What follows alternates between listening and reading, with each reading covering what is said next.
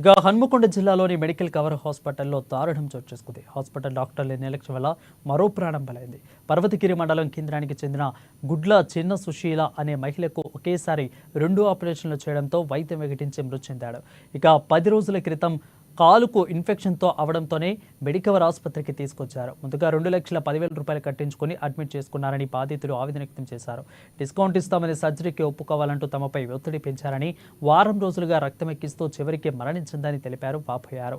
ఇక డయాలసిస్ అనంతరం గాల్ బ్లాడర్లో కూడా స్టోన్ బ్రేక్ చేయాలని, అదేవిధంగా రక్తం బ్లీడ్ అవుతుందని, రక్తం కావాలంటూ హడావిడి చేసి ఈసీజీ తీసి మరణించిందని డాక్టర్లు చేతులు దులుపుకుంటున్నారని కుటుంబ సభ్యులు విలిపించారు.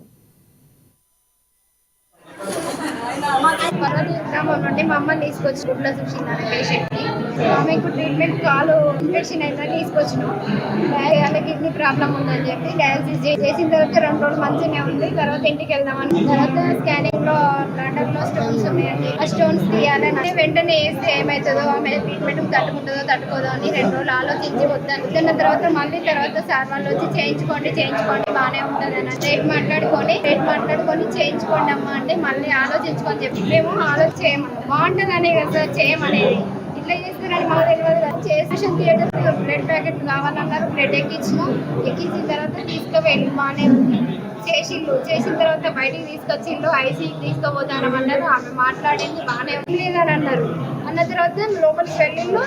హెవీ బ్లీడ్ అవుతుంది, హెవీ బ్లీడ్ అయిన బ్లడ్ ప్యాకెట్ ఎక్కియాలని సీరియస్ ఉందని చెప్పిన తర్వాత మాకు ఏమైందో లోపల చూడనివ్వలేదు, రానియకపోతే మేము నైట్ మా బావ బ్లడ్ ప్యాకెట్లు తెచ్చిండు, ఎక్కించిండు. అయిపోయిన తర్వాత